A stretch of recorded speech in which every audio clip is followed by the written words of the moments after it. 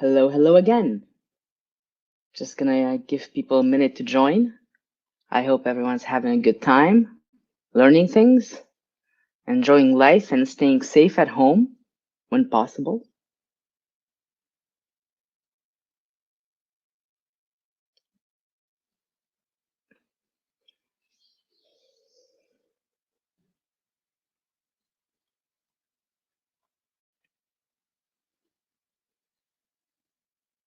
Just gonna wait about 20 more seconds so that people can join.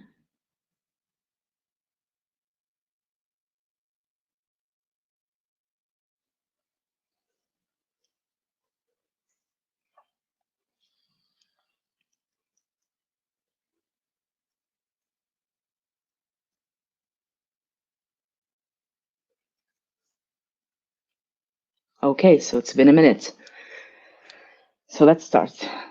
Welcome to my talk on mental health in the workplace. So obviously this talk is also part of the MENA Digital Days that are going to run from March to July, that have a lot of talks and workshops around different issues and different topics. So I want to thank the DevRel MENA for giving us this opportunity to talk to you guys. So today we had a talk. I just wanted to do a quick recap. So we had women board members in tech. We had my previous talk, which was about a woman's guide to startup world. Yusuf's talk was just before me. It was woman as a software engineer. And after my own talk, there's How Big Data and ML Detect Breast Cancer by Semira from Algeria, which sounds like an awesome talk. Tomorrow, also, we have a bunch of awesome talks from Rayan, Hanan, Huda, Hiba, and Aya. So check them out. So just going to do a quick summary. So I'm going to do disclaimer introduction. What is mental health and mental health in MENA's history? Mental health a taboo, mental health at work, warning signs, create a workplace that supports mental health, and finally, a Q&A. So first disclaimer, I am not a doctor. I don't even play one on TV. My views do not replace the ones of a licensed medical professional. This is a very sensitive issue, and I tried not to use terms that may be triggering, so I apologize in advance if any of this does trigger anyone. Also, I am going to use, when needed, some scientific terms. If you need more info, let me know in the Q&A. Second or third disclaimer is that accurate data is scarce for this topic in the MENA region. I have been scouring papers, reading through research papers, and I didn't find actual accurate stats most of the time. So apologies if some numbers are old or irrelevant by now. So introduction, who am I? So my name is Zohra, as you can tell. Most people call me Zo. My pronouns are she and her. I'm co-founder of NCD and VO of InstaDeep and CEO of InstaDeep Tunisia. I'm GDG Carthage co-lead with the lovely Nuhe, and I'm a woman tech maker ambassador. In usual life, I'm also self-taught full stack developer. I'm a Jill of all trades and master of many, and I only have a French baccalaureate in the literary stream. And now let's get to the topic at hand. So first of all, what is mental health? There's a saying from back in Roman times that says mens sana in corpore sano, which means a healthy mind in a healthy body. And that's what this talk and life is all about. So mental health is the level of psychological well-being or an absence of mental illness. So according to the World Health Organization, mental health includes subjective well-being, perceived self-efficacy, autonomy, competence, intergenerational independence, and self-actualization of one's intellectual and emotional potential, among others. Mental health disorders. The frequent mental health disorders are generally categorized into 7 types. So the first type is mood disorders, which includes depression, bipolar disorder, seasonal affective disorder. Anxiety disorders, which are anxiety, generalized anxiety, with some possible psychosomatic effects, which we'll talk about later. Agoraphobia, social anxiety. Personality disorders are antisocial disorders, borderline personality disorders, narcissistic disorders, OCD, psychotic disorders, schizophrenia, schizoaffective disorder. Eating disorders have bulimia or anorexia nervosa. Trauma related is PTSD, usually, and everything that goes with it. Substance is alcoholism and addiction. So, mental health in MENA's history. I really wanted to put this into perspective because the MENA region has a long history of scientists and psychologists and scholars reading and teaching and learning about this. So it starts from Pharaonic times. So back in ancient Egypt, the scribes were not just simple storytellers that just wrote down what people were saying. They were in fact philosophers, physicians, scholars, scientists. And we know of 9 principal medical papyri from as far back as 1950 BC. And from those, 2 spoke of psyche and soma. So psyche in Latin means mind and soma means body. So when I say psychosomatic, that means that it's an illness caused or worsened by a mental factor like anxiety. These 2 papyri are right in front of you. On the left, there's the Kayhan papyrus, and on the left, there's the Eber papyrus. And the Eber one is about 1550 BC.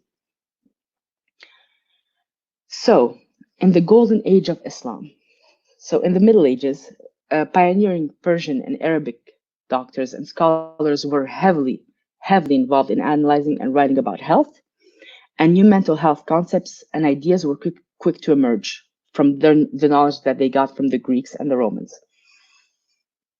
The first mental hospital was actually built in the early 9th century in Baghdad.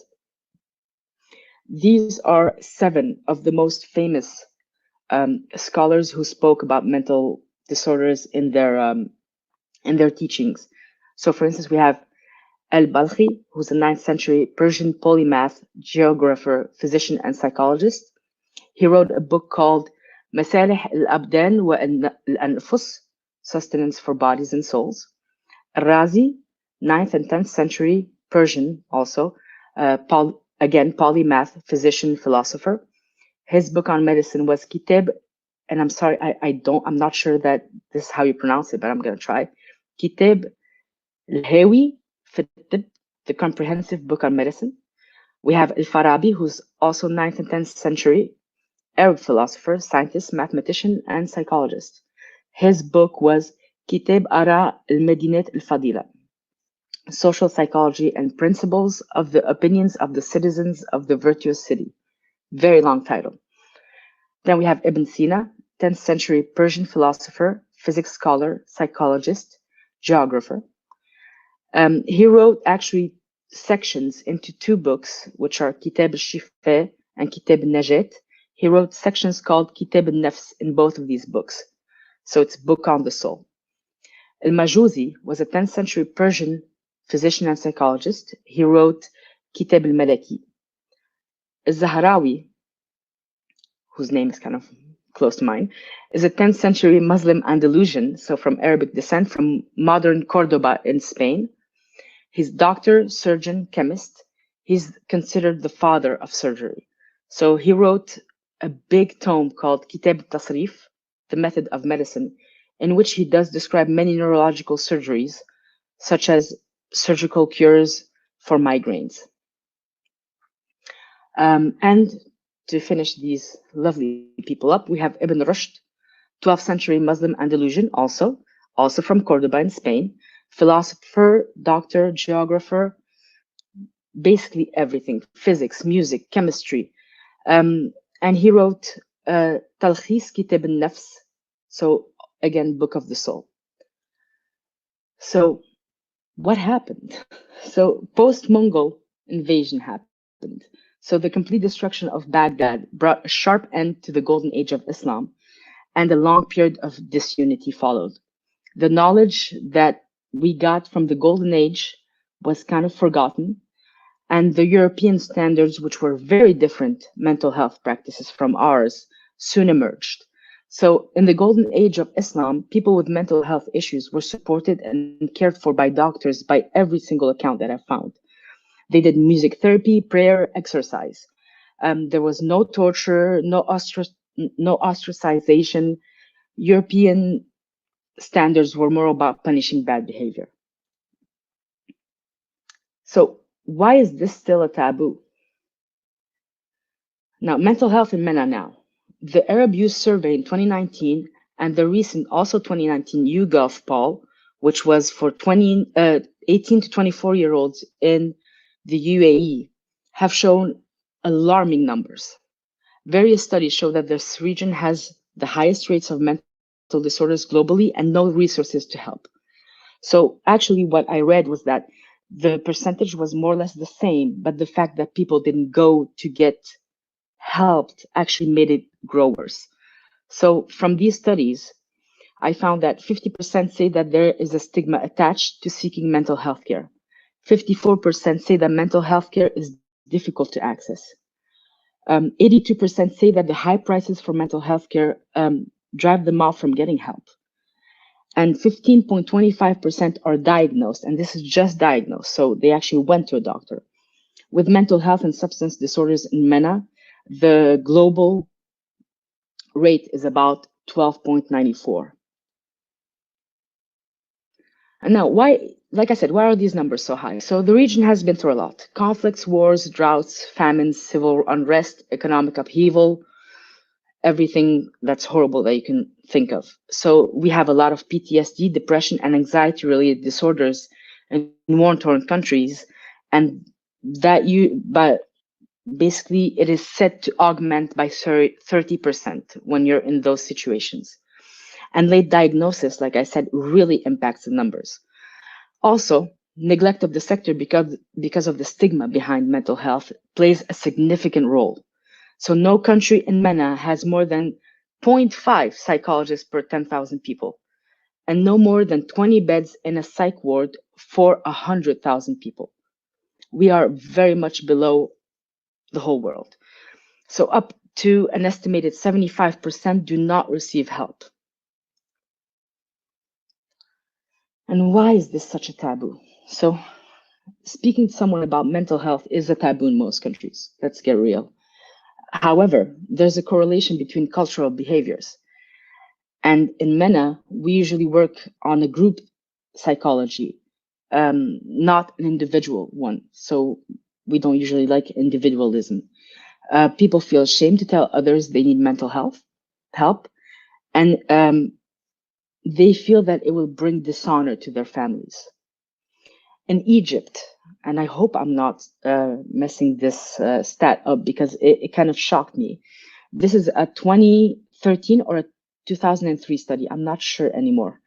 82% of people said that they would not take someone from their family or friends to the psychologist because of the stigma. This number is very, very high. And I hope that there's a mistake in the literature because it's very high.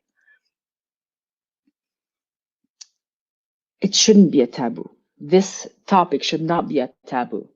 A number of mental health issues are actually linked to brain chemistry. So depression can be caused by chemical imbalances in the brain, imbalance in neurotransmitters, low serotonin, low dopamine. Glutamate plays a role in schizophrenia and bipolar disorder. So if you have diabetes, you have a chemical imbalance in your body, right? Your body doesn't produce enough insulin. But if you have it, then you take insulin shots. Why is it so different with mental health? So mental health at work. So these are global numbers. I looked for MENA region numbers, but I couldn't find much. So lack of engagement, too much stress, toxic work environment, fear of job loss, and fear of rejection are some causes for such high numbers. 45% of people have considered leaving their job because of stress. 79% of workers have experienced high stress in work in the last 12 months. 22% of people feel stress more often than they don't. 49% of people think that they should not talk about it with their managers.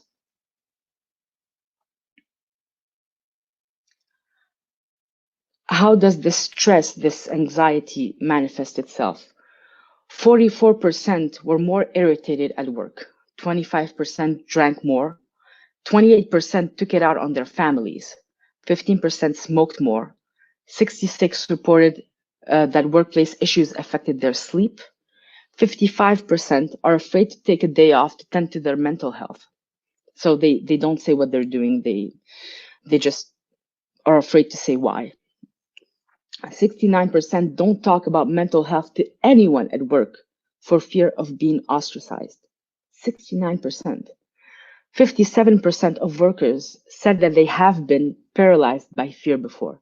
This is in the US. This stat is from Everyday Health in the US. It's a 2019 poll. It's 55% paralyzed by stress. That number is super high.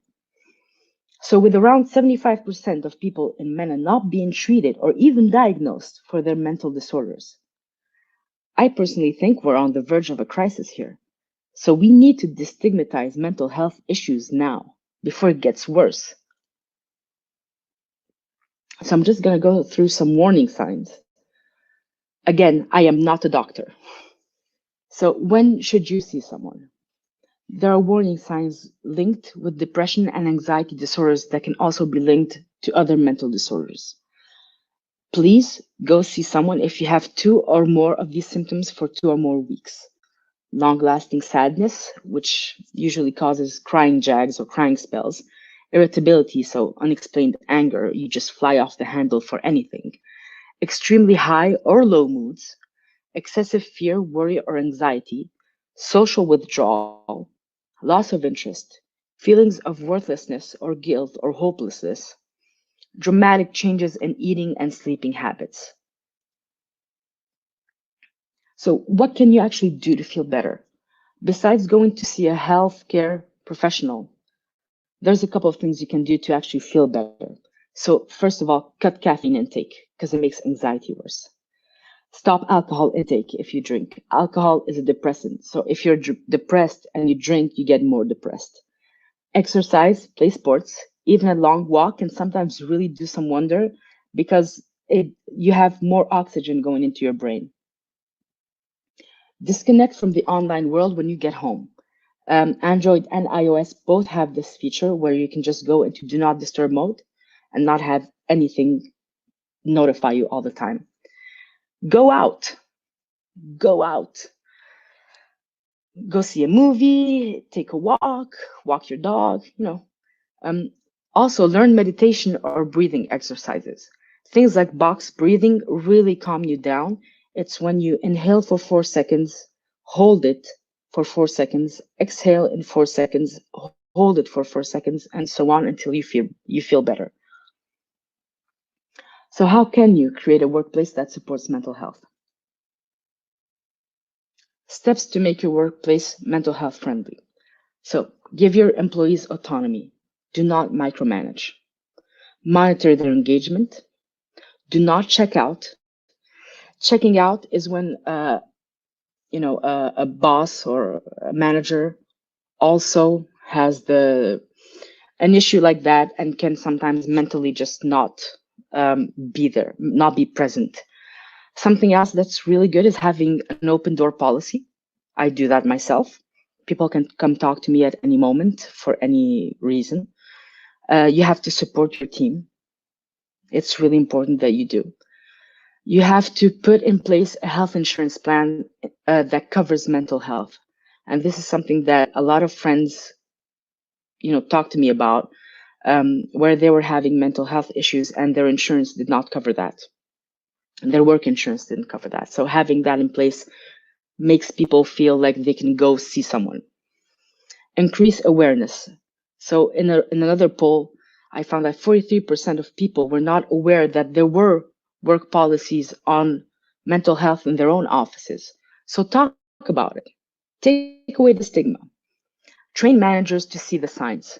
because you can't be everywhere, especially if you're top level senior management. You can't see everyone all the time. So train the managers to see the signs. If someone is starting to pull away or pull back, they should talk to them and treat people fairly. You have to treat people fairly. So what do I do if I see someone struggling? So the first thing I do, this is again my personal opinion, I suss out the situation. So if I see that someone's having a weirdly bad performance or just a weird look, I talk to the managers, check out if there's anything specific that I should know about. Did they have any fights or anything? Then I talk to them. So I call them in my office and I tell them, listen, I've seen that your your behavior or your mood is kind of not there right now. Is there anything you want to talk to me about? And the big step, something that a lot of people kind of ignore, is to listen and not to judge. If you talk to someone by being judging, they won't come back to talk to you and they will not get help. So something else that I do in specific cases is I try to reshuffle work to allow them to recuperate.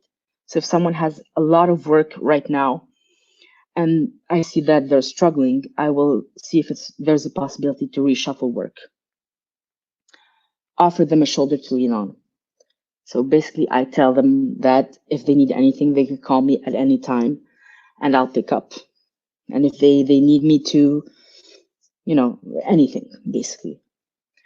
In some cases, I do recommend someone for them to see. So I will tell them that I know this doctor who's great and they should probably see them. And this is something that depends based on where you are. In some places, I think you can't do that. And obviously, if someone is ill, this is kind of a given. Try to give them time off to be able to go see someone and to rest a bit. So that was my talk for today on this subject. Like I said, I am not a doctor. There's a Q&A if you guys have any questions you want to ask me.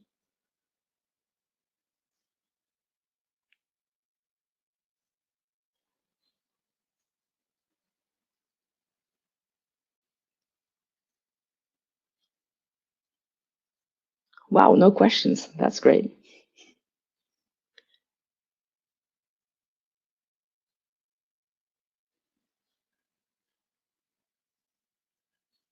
I want to again stress the point that I am not a doctor.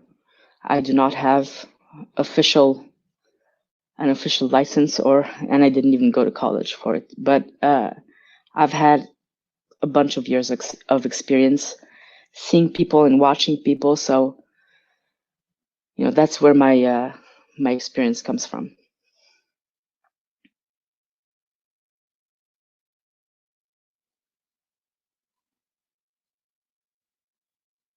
So if there's no questions, of course, you can catch me on Twitter. That's my thing, Zazu.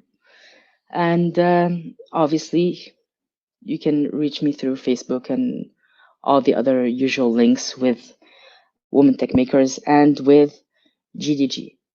So I hope you enjoyed the talk and I hope you learned things about it. I know it was a bit heavy talk, but I really hope that, yes, a question.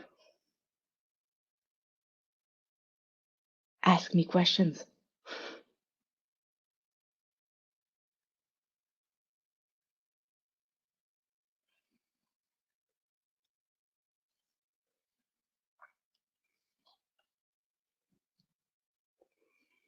Oh, advice to everyone given COVID-19, right? This time is I actually forgot to talk about this. Thank you, Sadim. So this time is a very difficult time for some people. The fact that in some countries we're doing self-containment, so basically, or government required containment, means that some of us are working from home, and that brings specific things. Besides the fact that obviously COVID-19 brings stress levels and anxiety levels up a lot for people. So plus tell them that they can't go out of their homes. Some people have anxiety and stress levels that rise very sharply. So first thing is breathe, breathe. Take the necessary precautions. So wash your hands. If you can, stay home. Like I know that some people in some countries, it's hard. They're not in working from home yet. In my company, we sent everyone home about 3 weeks ago. So stay home if possible. Stay safe.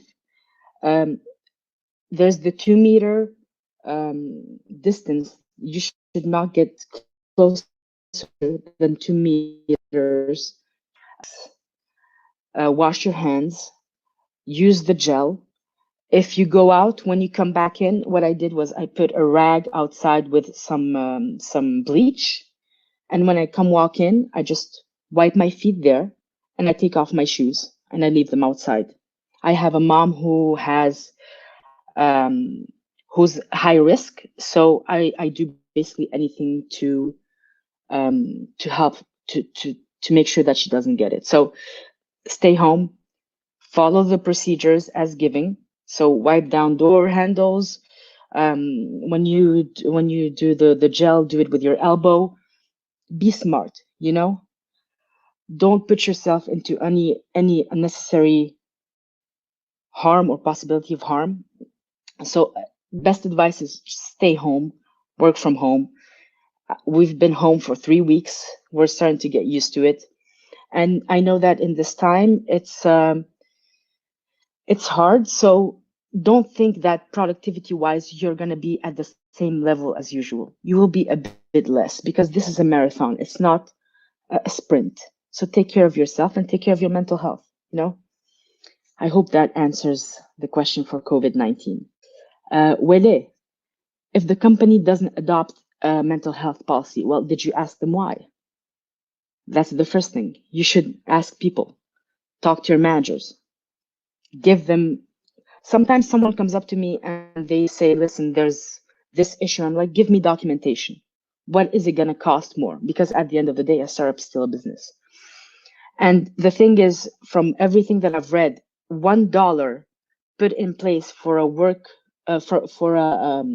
a mental health policy in their insurance brings you back as a ROI $4 of productivity. So at the end of the day, it is better to actually do this. But yeah, talk to your managers. How can we tell the boss that we are stressed? Well, you just go to the boss and tell them, hi, I'm stressed. I have people come to me all the time, and yeah, sometimes people just come to you and they say, listen, I'm stressed. And it's fine. It is important to talk to people when you feel stressed. Talking to it actually releases some of it. You're putting some of it out. Other things I do is if I have a lot of stress, and this is something that, you know, exercising, or I play video games. So I will put all that stress into video games. I know some people who work with me are probably laughing, but it's true. Find an outlet, but do talk to your managers. Some stress is necessary to work. Some people need stress to work. So for some people, stress actually makes them work better. So how you deal with stress when you start new work is really up to you. Like I said, some people just take 15 minutes breaks. Um, I'm not a doc. Take 15-minute breaks, listen to some music, do a little dance off. You know, it really depends on the people. How to deal with stress coming from COVID-19, specifically for the ones who have anxiety. If you take the necessary precautions, you will be fine, inshallah. There's really, what I do is I just, you know, tell myself that everything will be fine. You have to reassure yourself. So have a mantra in place. Tell yourself that everything will be fine. You're not in danger. You're safe now. You've listened to the precautions.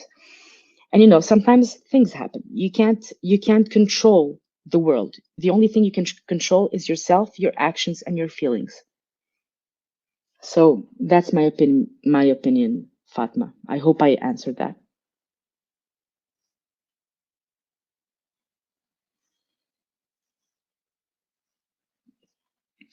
Dunya, I agree. There are many people who just, you know, they don't care. But you can talk with a friend, with a family member, with anyone, you know? It doesn't have to be with the manager specifically.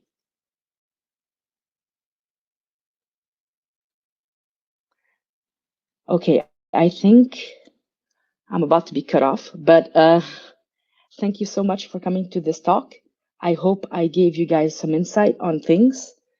And yeah, thanks so much and stay safe and be careful and, stay home.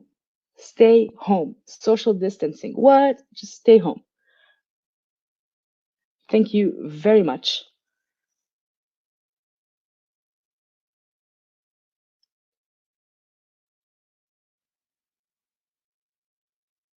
Have a lovely day.